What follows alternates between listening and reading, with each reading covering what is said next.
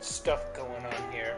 The first one didn't go through and nobody's seen it. I am adding a new edition with the music. Sorry I'm late. Again, there was some technical difficulties. I don't know what's going on with the internet. But yeah. Just a second. Gotta try. Ooh, that went down good. But yeah. We'll see how the music goes. Something new I'm trying. Hey, horse. Let's go over to my horse. Alrighty, let me get my topics pulled up here. Oh, actually, this isn't a topic I had written down. Something we're gonna just discuss. So I started not about a week ago a quasi-media fast. I don't remember specifically what I said, but it wasn't going to be a cold turkey type of thing. That was never my intention, because we live in a world where you can't get by without technology nowadays. However, I did want to drastically reduce how much time I was spending on social media and whatnot. Social media specifically, and video games. Because as time goes on, you just start falling into ruts more and more, and just ended up playing a whole lot of games and doing a whole lot less of other stuff. Social media, just constantly checking your phone, which isn't necessarily a bad thing in and of itself. It's just, like, I don't want to do that all the time. There's more stuff to do. So I decided I would go for a whole week with reduced all of that good stuff. Now, what's going on with the... Sorry. By reducing a lot of what I was doing there, And I think it helped me focus a little bit more. It definitely, I feel liberated in a sense almost. Like, I have a book that I got from my last class on Buddhist scriptures. It's a 500-page book. In less than a week, I think I've been reading it for a grand total of like 3 days now. I mean, I've gone over half of the book. I'm almost at 300 pages. That's like a little less than 100 pages a day. Just cruising through it. And this on top of me working and stuff. Now, I couldn't have done this during school because, school would have taken up a lot of my time. But even then, like, the fact that I could read this much as a hobby, something that's kind of dry, I'm going to be honest, kind of dry and boring. But I'm able to do it, and after I get done with this, I want to move on to a copy of a couple different sutras that I have, just to understand some Buddhist thought. Then I'm going to move on to a book of Chinese classics that I have, and then after that I'm going to read the Kojiki, or the Record of Ancient Things, if we need to translate it. It's a Japanese work. Yeah. This is, I want to study Japanese history, and I need to have a basic understanding of a lot of this stuff if I plan on doing that, and so why not use my free time to study those things? That's a good drink. So, essentially that's where I'm at, and it's real nice. It wasn't as good as I was hoping, simply because I kind of had this idea in my mind that, I don't know why I thought this, but deep down in my subconscious I was hoping that I'd be able to go down to my hometown and walk around there because it's quiet and relaxing and peaceful. I haven't gotten to do that yet. Well, I mean, I could have, but there was just some other things going on with work and whatnot that needed my attention here. So it wasn't as peaceful and rewarding as I was hoping it would be, and especially towards the end here, I started looking at my phone a little bit more than I should have, than I wanted to. But it's still nice to kind of detach yourself and focus on things that are a little more important. Alright, that being said, shall we talk about today? Give me just a second here. Actually, you know what? That's what I wanted to start with. So, a thought that I was having throughout the week, or earlier today actually, is travel. Now, I've been doing these dating app type things for a while, and I've been having a little more success in the past 2 weeks than I have the whole several months that I've had them.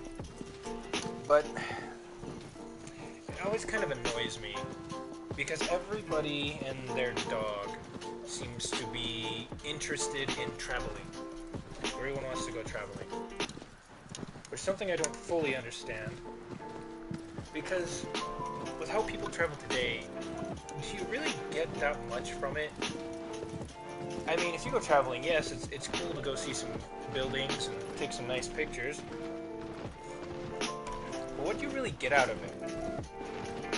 I mean, I lived in Japan for 2 years. And in those 2 years, I'm sure I experienced things on a deeper level than any tourist would have. I mean, it's just natural, you know. You're in a foreign country for 2 years. It's just gonna happen. And yet, if I reduced my time there to 2 weeks, or maybe even a month, I really wouldn't have experienced that much. I wouldn't have learned new ways of thinking. I mean, I've been studying Japanese culture now for several years. I mean, you count the 2 that I was actually there, and then from the time that I got back, see, that was 2014, so like almost 4 or 5 years later. Like, and there's still things that I'm learning. So, when you travel as a tourist, you know, when you're a rich American person, and you pay a bunch of money, buy a plane ticket, go see some fancy architecture, maybe look at some art, try some fun foods, take some pictures to show all your friends. What do you get out of it? Come on, Morris, what are you doing? What do you really get out of it? Yo, what up? I'm assuming that's my cousin John. Speaking of traveling and experiencing different cultures, anybody else who ends up watching this, my cousin went to Mongolia, which is a place nobody knows about. Nobody. And that's a culture that, you know, not very many people know anything about and are very interested in. Probably has some really cool stories.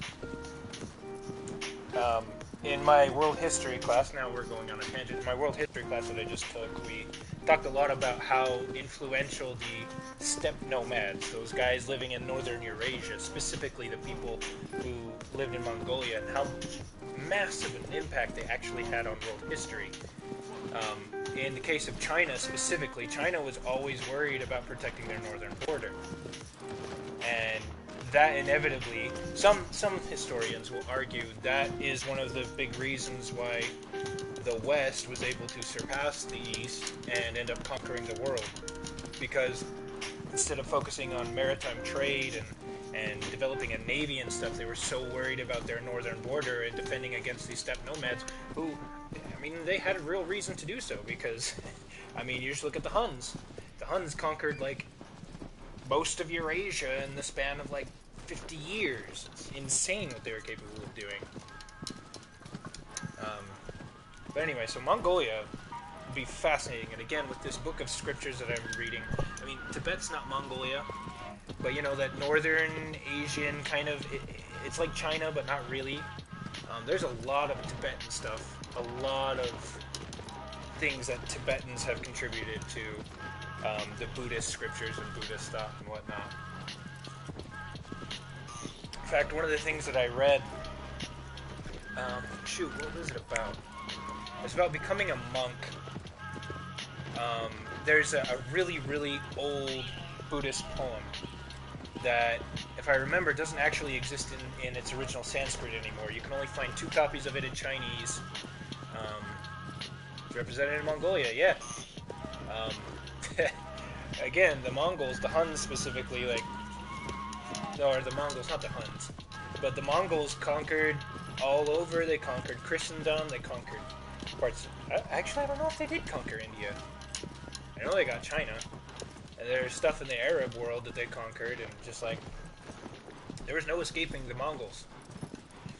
But anyways, one of the languages that this text is preserved in is Mongolian. It's like 2 Chinese, 1 Tibetan, 1 Mongolian, I think.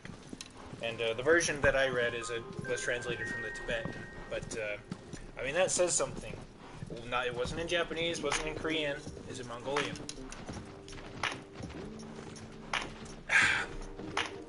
I guess if we're on the tangent of Mongolians,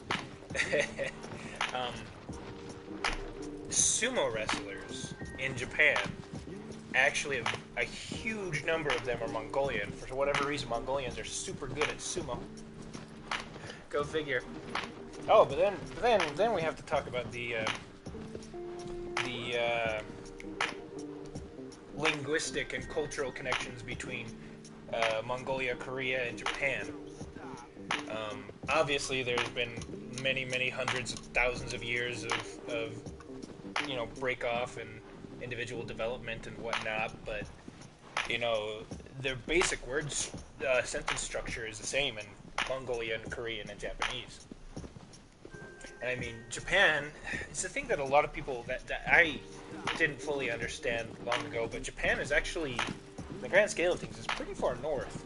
It's considered North Asia, the northern part of Asia. So it's not surprising that they would be descended, and also Navajo. Well, Navajo probably developed differently away from it. Turkish, though, they think Turkish is actually connected to those that the ancestors developed in Central Asia. Most of them probably stuck around in Mongolia. Some of them went over to Korea and eventually Japan, and some of them went over and eventually ended up in Turkey. It's fascinating, the world connections, especially in that world history class that I learned. Like, crazy. But anyway, going back to the traveling business,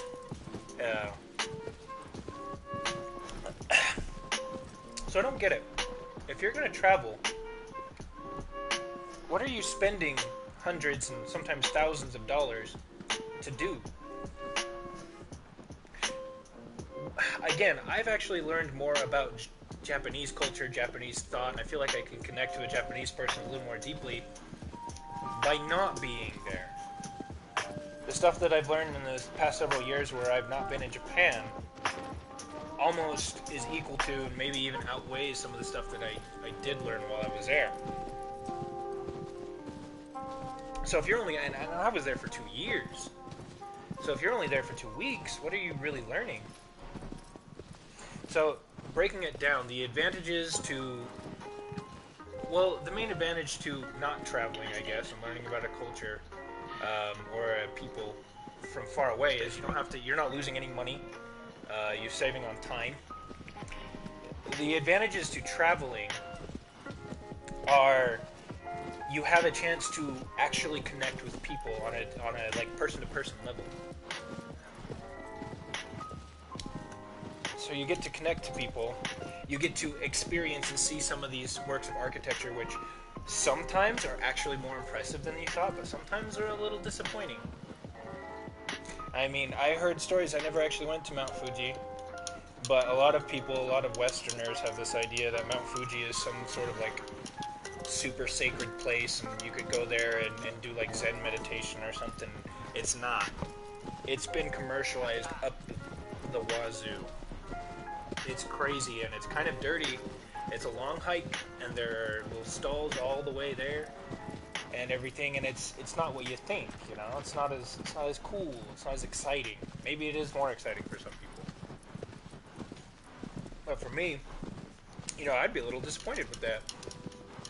I'm sure there are other things where you hear about the grandeur and wonder of this or that cathedral or palace or whatever, and you get there and you're like, it's actually kind of small.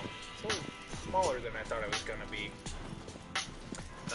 So you have the chance to, well, this is one of the advantages of actually traveling to the places, is you get to possibly be even more awestruck by how grand whatever it is you're seeing is, but there's also the chance you might be let down. And then again, I think the biggest one for me is being able to connect with people, like actually meet them and talk to them and understand them. Even if you don't speak the languages, there are still ways that you can connect with people. Like, if I went to Japan, again, I mean, Ichiran is great for some ramen. Big old chain that's all over the place, and I really liked going to Matsuya for some gyudon and whatnot, but you know what I'd do for food? I'd wander down the street, find some hole-in-the-wall mom-and-pop shop, stop in there and just be like, hey, what do you guys have to recommend? What's your favorite thing to make? Oh, we like making this? Well, let me have one of that. Why do you guys like this? Like, I would want to go and connect with people on a person-to-person level. Which, again, if you're a tourist, can you really even do that? Are you going to be do that? Are you going to be doing that, I should say? Or are you going to look at pictures and monuments? Maybe go to a museum or something. I don't know. It just... Maybe I'm totally wrong. Maybe when you travel, that's exactly what you do. But from what I understand, tourists kind of miss out on some of that deeper, more significant stuff. And if you're not going to do the deeper, significant stuff, I'm like, why bother? You know? Why spend, like, a round-trip ticket to Japan is $1,200 normally. And, I mean, I would maybe consider it if it dropped down to, like, 500 or maybe even 700. Ooh, 700's still a little steep for me. But, like, you know. So, that's something that I always got a little hung up on. Like, I don't understand why everybody is so insistent on traveling being such a wonderful and amazing thing. Again, yeah, I'm sure you do get to see cool things, but it almost feels like people are more interested in bragging rights and having pictures of them being in exotic places. They can say, because rich people go travel all the time, rich people see all this cool stuff, and if I'm rich, I'm popular, and, you know, I mean, I'm exaggerating things to a degree, but that's always kind of the feeling that I've got when everybody tells me they like to travel or they want to travel. And it just doesn't do it for me. You know? I feel like I can connect with people a little bit more through literature, especially, because you get to understand the deeper significance of things, especially in literature. A lot of times it comes off a little more symbolic and it's not upfront. But you know, you get to understand the values of people and why they like a certain thing. And again, I would like to travel, but if I travel, I'm going to be more, I don't know, what's the word, more sincere about it? It's complicated. I don't really know what I'm talking about, but that's why I'm on here. Do I want to keep this going for another 13 minutes? Maybe. Let's see what we got. You know what? Let's segue in understanding the human condition, as it were. You know, when I was a kid, when I was younger, I was much more into STEM type stuff. I was much better at math. I liked sciencey things. I wasn't really into English or stories or anything. In fact, the thing I hated being in like English class, right? And you have to read a book or whatever, and inevitably you're gonna get this little sheet with questions on it. And one of the things that I hate, to me, was my friend Manga. Oh, to meet my favorite mangaka, but I would know what to do if I met them. Yeah, well, and Japanese people especially are really awkward. I mean, the last time I went to EVO, man, I should go to EVO this year.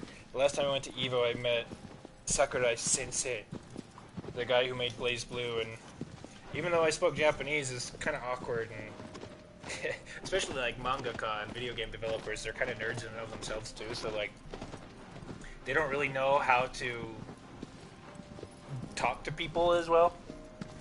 And I mean, especially at a convention, homie was probably just like bombarded with people talking to him. So he was probably a little fatigued. And yeah, that would be cool. But, and again, that can kind of be a little disappointing too. You know, meeting people that you've heard about and are famous, and especially geniuses, because geniuses oftentimes are just weird socially. Like, it's like so much of their brain has gravitated over towards being good at what they're good at, but as a result they kind of lose some of the social skills, as it were.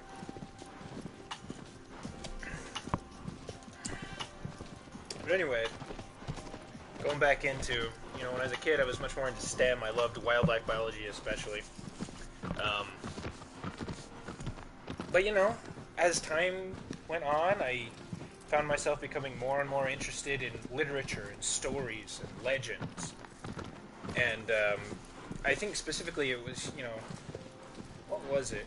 It was experiencing new cultures, and I got into anime, and anime is, a medium of storytelling. And through storytelling, you connect to characters, and by extension, you connect to the people who create them, and the culture that created it.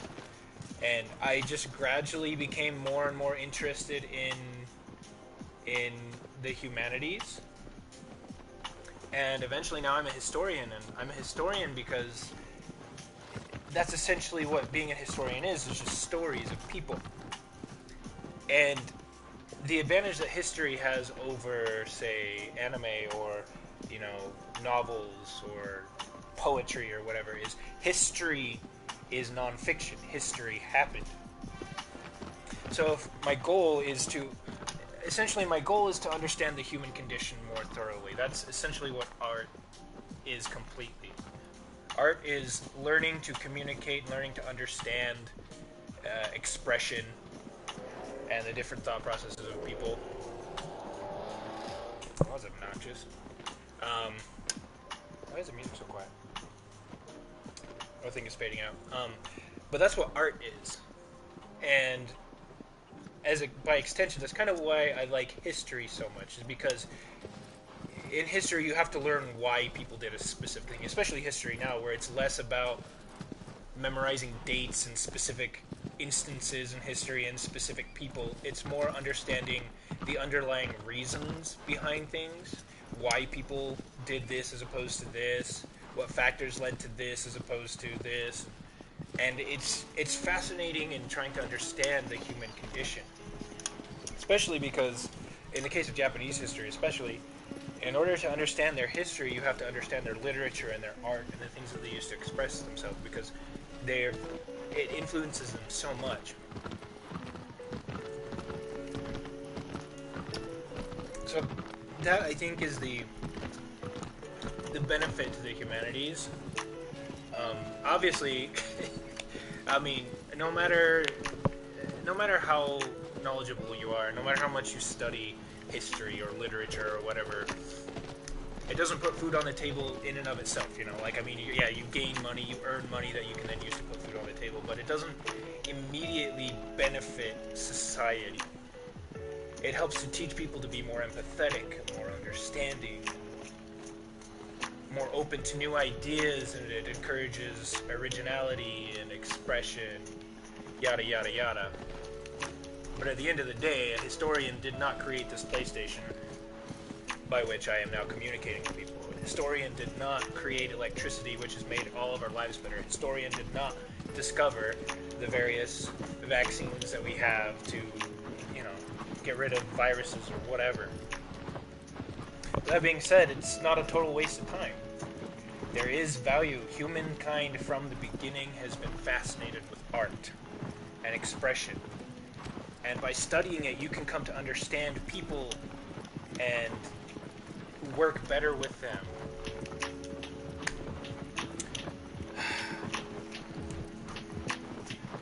Kind of hit a thought wall.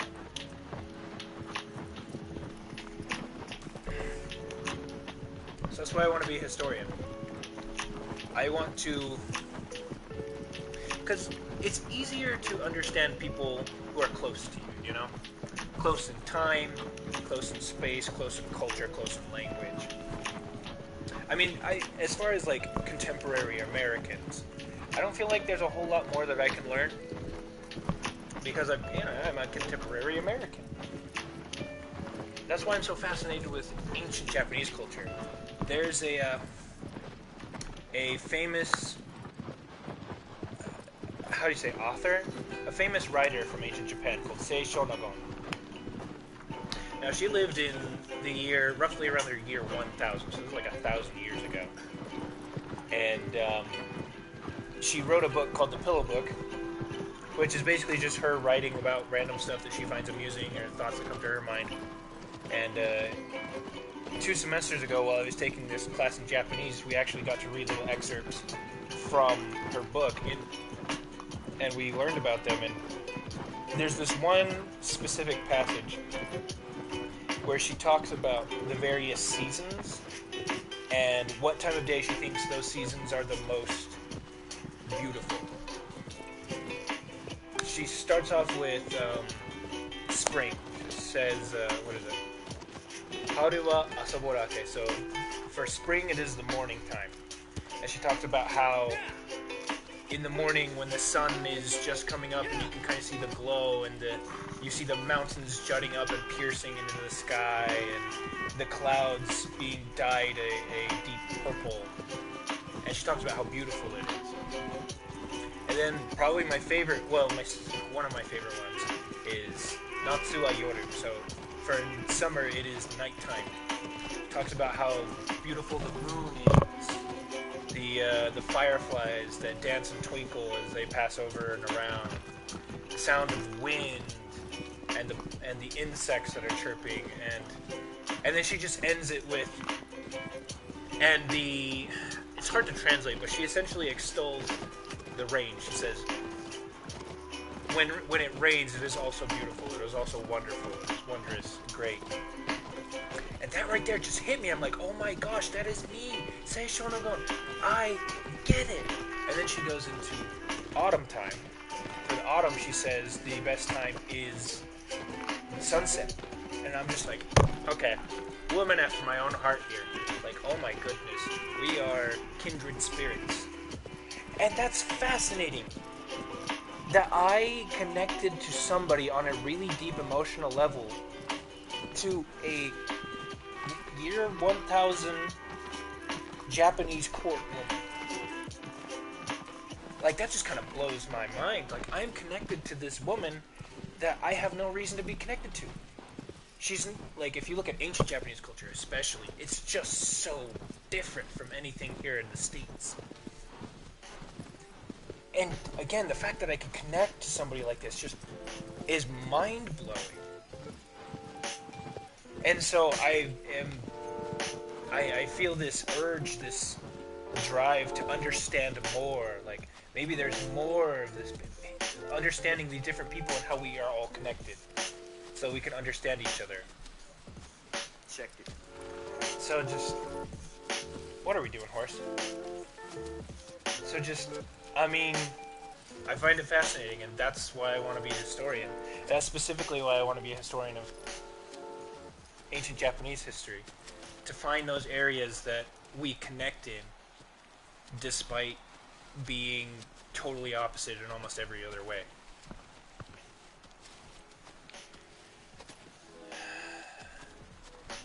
So we're only at 27 minutes. What else could I talk about? I mean, the usefulness of art and the humanities. Yeah, we're gonna talk about the academic world next time, because I love academics. I really do. I've always, ever since I was little, I've always been fascinated with things. If there's something I didn't know, I always wanted to know it just for knowledge's sake. I love just learning stuff, which I think is why I shifted over from STEM type fields into humanities, because humanities are ambiguous. They're hard to define, you can't really pin them down, and as such, they're always mysterious, and there's always more to learn, more to understand, and understand on a deeper level. In math and STEM, etc., it is or it isn't, you know? 1 + 1 = 2, end of story. No ifs, ands, or buts. Which is kind of cool, but at the same time, it's like, well, I want more, give me more. But anyway, so I've always been good at academia, I've always liked academia, but the academic world, from what I've seen, and again, I'm still really young in the academic world. There's so much more that I don't know, but there's some things that I think need fixing. Again, with going back to what I was talking about with the humanities, it's great, and I think everybody should understand some basic concepts about the humanities. But you know, some people just don't like them. Some people aren't good at them. They aren't as practical as some of the other things that you could learn in a college setting. And while I think everybody should have a basic understanding, I don't know if it's necessarily right to force people to pay a bunch of money for something they're never going to actually use, you know? And academics don't like that. But, I mean, again, that's something I'm going to get into in the next one, because we're here at 30 minutes. testing out this music, seeing if it does anything. I might move my mic a little bit more to pick it up next time. Gonna listen over to this and see how it was. Thank you, my dude, for stopping by and contributing. If you have any friends, let them know, and then we can all talk about random stuff. Yeah, but I'm gonna call that good for now. Yeah, education needs a little bit of fixing. But again, that's for another time. Anyway, I'll see y'all later.